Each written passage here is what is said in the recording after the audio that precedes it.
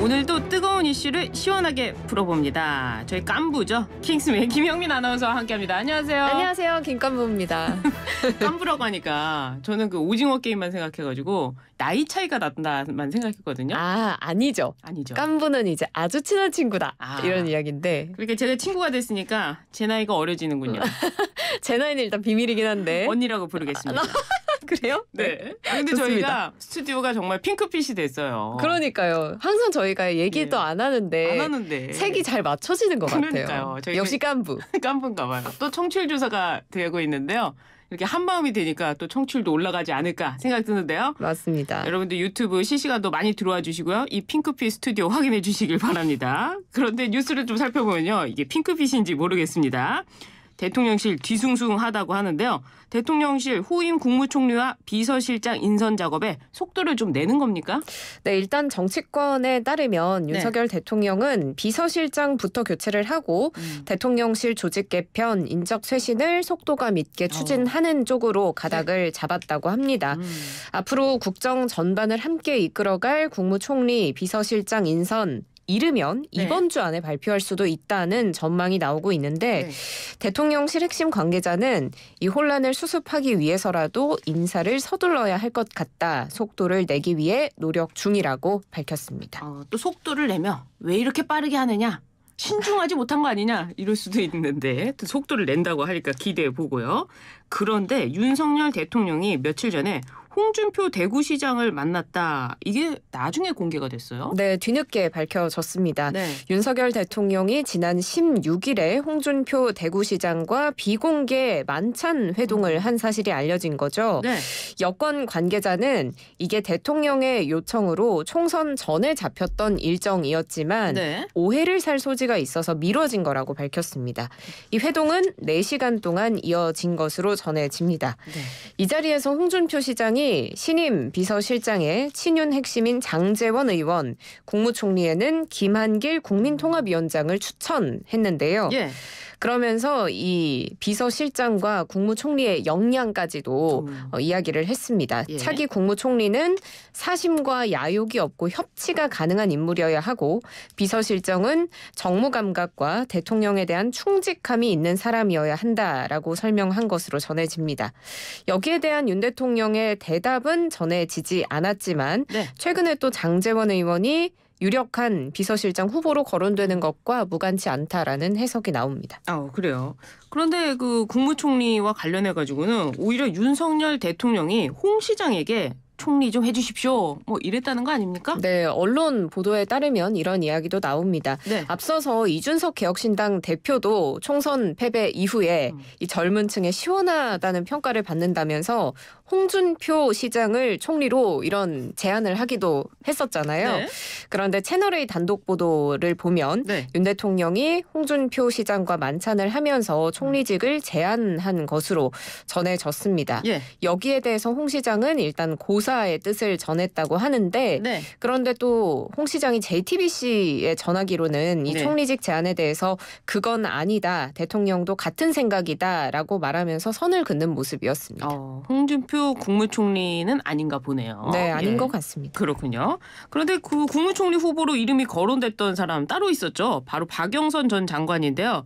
박영선 전 장관이 또 협치가 기묘하다 이렇게 언급을 했어요. 네, 맞습니다. 최근에 오비락인가요?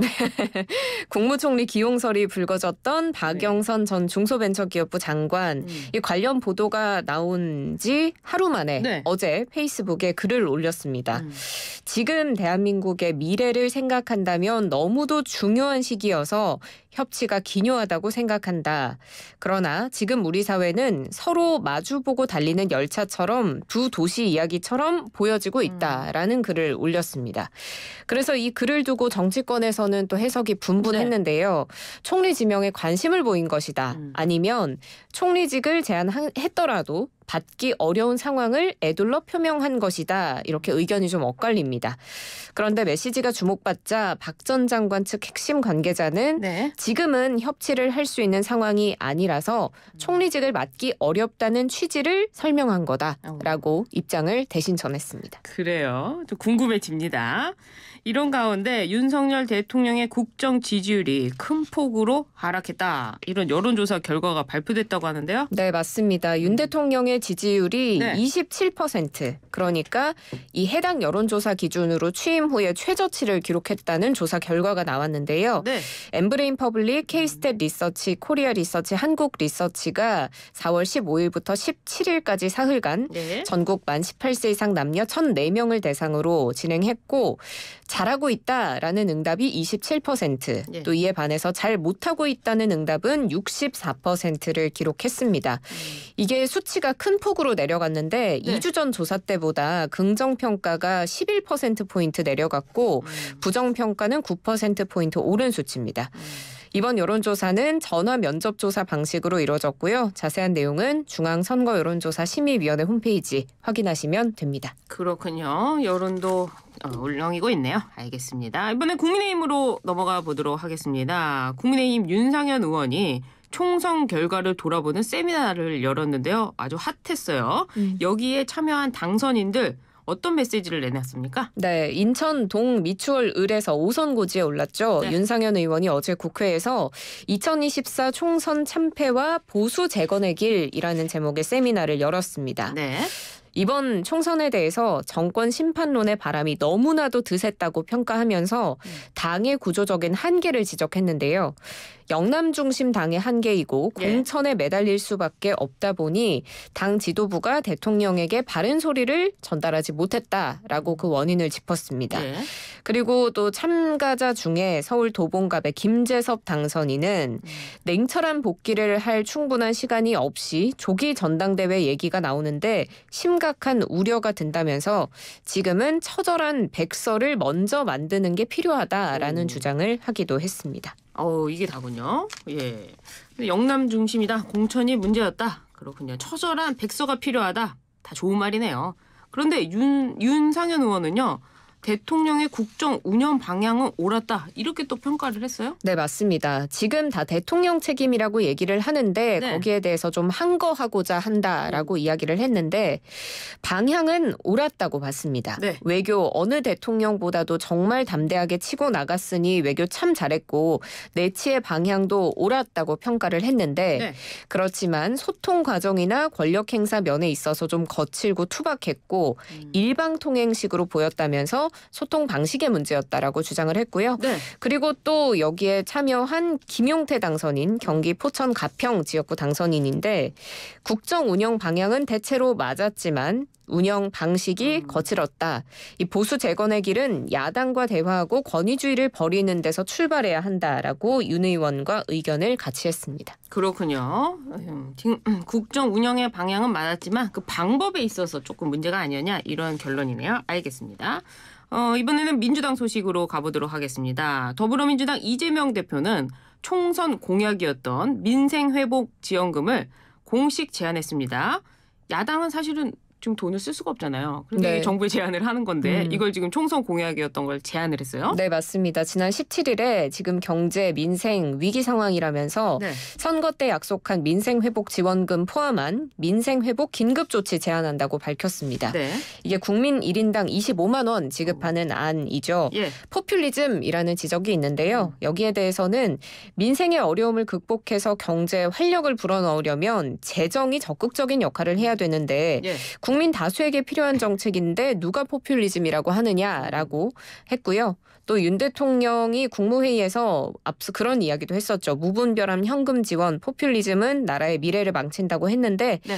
이런 이야기로 이 대표는 정면 반박하는 모습이었습니다. 아, 그렇군요. 현금 지원. 당장은 좋지만 또 세금으로 주는 거니까 문제가 있는 거 아니냐. 이런 얘기도 있는데 어쨌거나 잘 대응을 했으면 좋겠네요. 국민의힘에서는 어떤 반응입니까?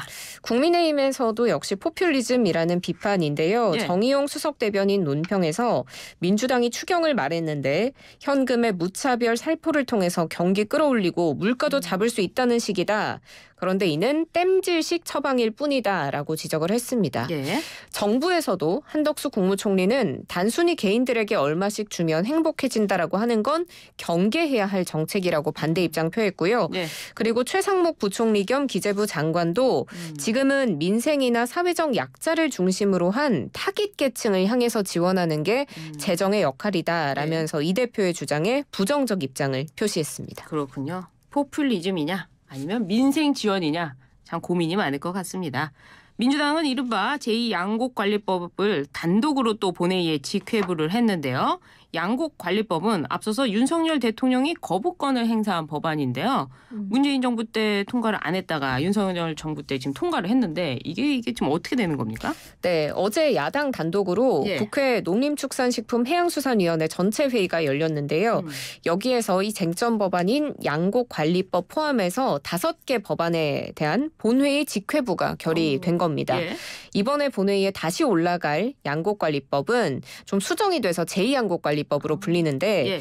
지난해 윤석열 대통령이 거부권을 행사한 1호 법안을 부분적으로 고친 겁니다. 오. 그래서 야당은 이 수정된 법을 두고 네. 지난번 법안보다는 정부 부담이 줄었다고 설명을 했지만 네. 국민의힘은 여전히 과잉 생산, 쌀값 하락, 재정 부담 증가를 불러오는 데다 일사부재의 원칙에도 어긋난다면서 맞서고 있는 상황입니다. 이것도 또 어떻게 되는지 지켜봐야 되겠네요. 알겠습니다. 이번에는 의료개혁 특위로 가보도록 하겠습니다. 정부가 조만간에 대통령 직속의 의료개혁 특별위원회를 출범시킨다고요? 네, 맞습니다. 조규홍 보건복지부 장관 어제 의사 집단행동 중수본 회의에서 의료개혁을 흔들림 없이 완수하겠다는 입장 다시금 밝히면서 네. 이르면 다음 주에 대통령 직속 의료개혁 특위를 출범시키겠다는 방침입니다. 특위위원은 20명 안팎이 될 것으로 보이고요. 네. 복지부 같은 정부 인사를 비롯해서 의사, 간호사, 약사와 같이 의료계 단체, 또 환자 단체 등으로 구성될 전망입니다. 그래요. 지금 의사들이 공백 상태이기 때문에 이 업무 공백을 메워온 PA 간호사도 본격적으로 양성한다고 하는데요. 네, 맞습니다. 전공의 집단사직으로 의사들이 부족해지자 네. PA 간호사, 전담 간호사의 역할이 중요해졌고 또 의사들의 역할을 대신할 주역으로 떠오른 상황인데요. 예. 정부가 어제 PA 간호사의 교육 훈련과 관련한 정책 토론회 열었습니다. 예. 이 토론회에서 PA 간호사의 교육 훈련 체계 구축에 대해서 심도 깊은 논의가 있었습니다. 예. 복지부는 지금 PA 간호사를 제도화하는 방안을 추진하고 있는데 예. 어제부터 대한간호협회와 손을 잡고 이 PA 간호사 대상 시범 교육에 들어가기로 했고요. 예. 그래서 이 PA 간호사의 전문 역량을 본격적으로 키우기로 했습니다. 그래서 정부가 간호계와 연대를 하는 모양새가 되면서 의사들의 집단 행동에 맞서는 공동 대응 전선이 형성되는 모양새다. 이런 보도들이 나옵니다. 그렇군요. 이런 가운데 국립대 총장들이 증원된 정원 규모를 좀 조정하게 해달라 이렇게 했는데요. 네, 맞습니다. 지금 6개 국립대, 강원대, 경북대, 경상국립대, 충남대, 충북대, 제주대 총장이 어제 정원 규모 조정을 요청했는데 네. 2025학년도 대학 입학 전형은 대학별로 자체 여건을 고려해서 증원된 정원의 50에서 100% 범위에서 자율적으로 예. 신입생을 모집할 수 있도록 해달라라고 건의를 한 겁니다. 네. 만약에 이 6개 대학에서 정원을 증원된 안에 50%로 일제히 줄여서 모집하게 되면 네. 내년 의대 정원은 현 정원보다 1,400여 명 늘어나는 수준이 되는데 그렇게 되면 당초 아니었던 2,000명보다는 좀 줄어들게 되는 거고요. 예. 이게 받아들여지고 다른 대학도 동참하게 되면 더 줄어들 가능성이 있습니다. 그렇군요. 대학의 자율성을 줘야 된다 이런 목소리도 있었는데 또 국립대 총장들이 나서니까 좀 희망을 보게 됩니다. 오늘 쭉 킹스맨 살펴봤는데요. 저희 청취율 조사가 있잖아요. 네, 맞습니다. 청취율 조사 기간인데 예, 이때는 예. 02로 전화가 옵니다. 그래요. 이때는 꼭 받으셔야 돼요. 받으셔야 돼요. 02 안 받는 분들 많으시죠? 저도 네. 잘 안 받는데 이때는 받습니다. 받아야 돼요. 받아서 어떤 라디오 듣고 계세요? 라는 질문을 하면 네. 배승희 변호사가 진행하고 있는 이 뉴스킹! 네. 뉴스킹을 뉴스킹. 잘 듣고 있습니다. 라고 이야기를 해주시면 네. 저희 청취율에 많은 도움이 될 거고요. 네. 또 이 기간에 저희가 특별한 이벤트를 하고 있습니다. 뭡니까? 바로 커피 쿠폰 이벤트가 커피 진행이 되고 쿠폰. 있는데 네. 커피 없이 저희 살 수 있나요? 없어요. 저도 저는 못 살거든요. 저도 맨날 커피예요. 맞습니다. 예. 그래서 샵 0945번으로 뉴스킹 잘 듣고 있다 혹은 예. 듣고 있다는 청취 인증 사진이나 응원 문자 네. 보내주시면 저희가 그중에 많은 분을 추첨을 통해서 예. 커피 쿠폰을 보내드립니다. 이거 진짜 보내줍니까 커피 쿠폰? 진짜 보내주고요. 예. 제 주변에도 이 전화 받았다 그리고 응원 문자 보내서 받았다는 분들 커피 그래요? 쿠폰 받은 분들 많이 계시거든요. 저도 한번 보내봐야 되겠네요. 네, 꼭 보내주시고요. 제 번호라고 또 PD님이 안 뽑아주시는 건 그럴 아니겠죠? 수도 있어요. 아, 그럴 수도 있지만 그렇군요. 한 가지 아셔야 될 건 50원의 유료 문자라는 점 알아두시면 그렇군요. 되겠습니다. 알겠습니다. 오늘 킹스맨 여기까지 하도록 하겠습니다. 김영민 아나운서와 함께했습니다. 감사합니다. 고맙습니다.